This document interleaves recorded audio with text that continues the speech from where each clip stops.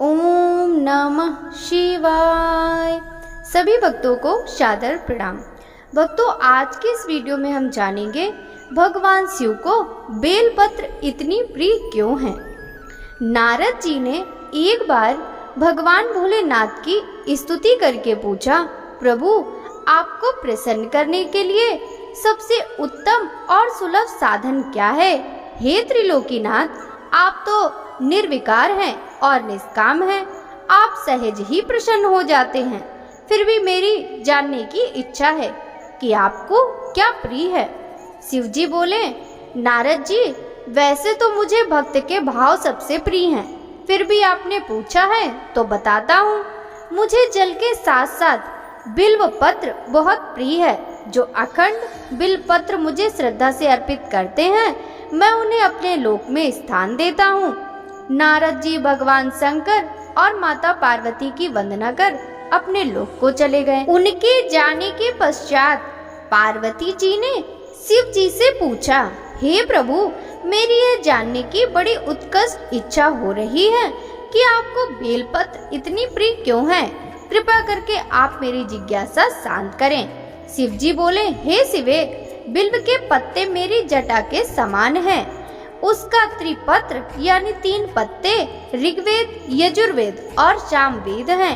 शाखाएं समस्त शास्त्र का स्वरूप हैं। बिल्व वृक्ष को आप पृथ्वी का कल्प वृक्ष समझें, जो ब्रह्मा विष्णु शिव स्वरूप हैं। स्वयं महालक्ष्मी ने शैल पर्वत पर बिल्व वृक्ष रूप में जन्म लिया था।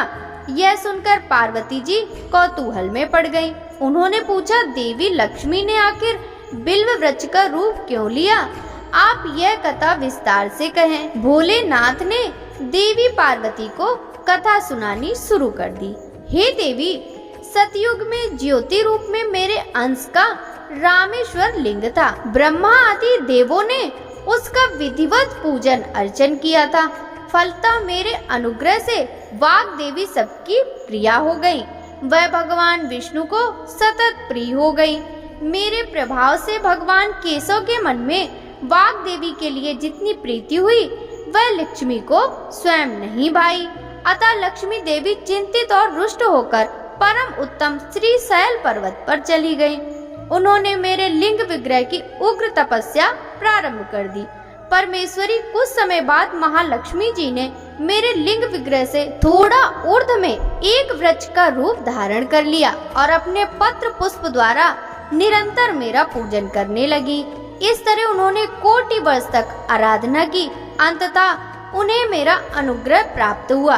महालक्ष्मी ने मांगा कि श्री हरि के हृदय में मेरे प्रभाव से वाग देवी के लिए जो स्नेह हुआ है वह समाप्त हो जाए। शिव जी बोले, मैंने महालक्ष्मी को समझाया कि श्री हरि के हृदय में आपके अतिरिक्त किसी और के लिए कोई प्रेम नहीं है। वाग देवी के प्रति जो उनकी श्रद्धा है, यह सुनकर लक्ष्मी जी प्रसन्न हो गई और पुनः श्री विष्णु के हृदय में स्थित होकर निरंतर उनके साथ विहार करने लगी। हे पार्वती, महालक्ष्मी के हृदय का एक बड़ा विकार इस प्रकार दूर हुआ था। इस कारण हरिप्रिया उस वृक्ष रूप में सर्वदा अतिशय भक्ति से भरकर यत्न पूर्वक मेरी पूजा करने लगी। बिल्व इस कारण मुझे बहुत प्रिय है और मैं बिल्व वृक्ष का आश्रय लेकर रहता हूँ। बिल्व वृक्ष को सदा सर्व तीर्थमय एवं सर्वदेवमय मानना चाहिए, इसमें तनिक भी संदेह नहीं है। बिल्व पत्र, बिल्व फूल, बिल्व वृक्ष अथवा बिल्व काष्ठ के चंदन से जो मेरा पूजन करता है, वह भक्त मेरा प्रिय है। बिल्व वृक्ष को शिव के समान ही समझो, वह मेरा शरीर है।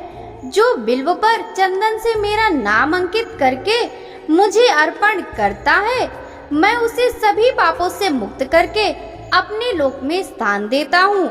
उस व्यक्ति को स्वयं लक्ष्मी जी भी नमस्कार करती हैं। जो बिल्व मूल में प्राण छोड़ता है, उसको रूह रुद्र देह प्राप्त होता है। अन्नदान सहस्त्रेषु सहस्त्रोप नयनम तथा अनेक जन्म पापानि एक बिल्वम शिवा अर्पणम। बिल्व स्त्रोतमिदं पुण्यम या पठे शिव सनिधौ शिव लोक कमा व्रापोति एक बिल्वम शिवा अर्पणम। भगवान शिव की पूजा में बेलपत्र का स्थान सबसे ऊपर आता है। शिव पुराण में शिवलिंग पर बेलपत्र चढ़ाने के कुछ नियम बताए गए हैं। श्रावण मास में बताया गया है कि बेलपत्र को कैसे चढ़ाना चाहिए और इन्हें कब नहीं तोड़ना चाहिए। सावन में इन सभी नियमों को आप भी जान लीजिए। सावन का शुभारंभ हो गया है और इस बार अधिक मास होने की वजह से सावन 59 दिनों का होगा। सावन में शिव जी का प्रतिदिन जलाभिषेक करने और शिवलिंग पर बेलपत्र चढ़ाने के विशेष लाभ शिव पुराण में बताए गए हैं। इसके साथ ही शिवलिंग पर बेलपत्र चढ़ाने के कुछ नियम भी शास्त्रों में बताए गए हैं। इन नियमों को ध्यान में रखकर यदि आप शिवलिंग पर बेलपत्र चढ़ाएंगे तो महादेव तक जल्द ही आपकी प्रार्थना पहुंचेगी और वह जल्द ही आपकी मनोकामनाएं पूर्ण भी करेंगे। बेलपत्र चढ़ाने के नियम। भूल कर भी शिवलिंग पर कटा फटा बेलपत्र नहीं चढ़ाना चाहिए। ऐसा करने से आपका बेलपत्र चढ़ाना व्यर्थ हो जाता है। भूल कर भी ऐसा बेलपत्र ना चढ़ाएं जिसमें 3 से कम पत्ती हो। कम से कम 3 पत्ती वाला बेलपत्र शिव जी को चढ़ाना चाहिए। अगर आपको कहीं से 5 पत्ती वाला बेलपत्र मिले तो यह बहुत ही शुभ माना जाता है। ऐसा बेलपत्र बहुत ही दुर्लभ होता है। इसे चढ़ाने से आपको मनचाहा फल प्राप्त होता है।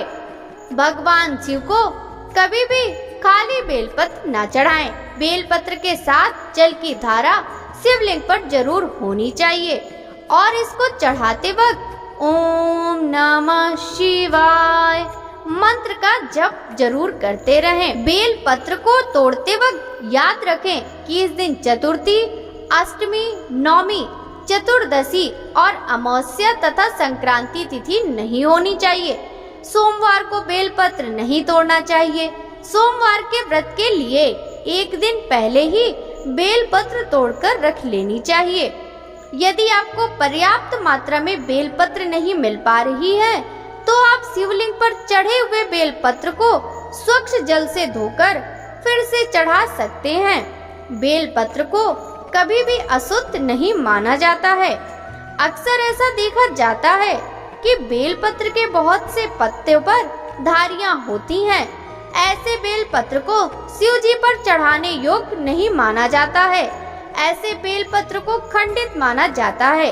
सदैव जल चढ़ाने के बाद ही बेलपत्र चढ़ानी चाहिए। भक्तों, आशा करती हूँ कि आपको इस वीडियो से मिली जानकारी अच्छी लगी होगी। यदि इस वीडियो से मिली जानकारी अच्छी लगी हो तो इस वीडियो को लाइक कर ज्यादा से ज्यादा भक्तों के साथ शेयर कीजिए। साथ ही इस वीडियो के कमेंट बॉक्स में हर हर महादेव लिखना बिल्कुल भी मत भूलिएगा। आपसे मिलते हैं इसी तरह की अन्य रोचक जानकारियों के साथ। सभी भक्तों को हरे कृष्णा, राधे राधे, हर हर महादेव।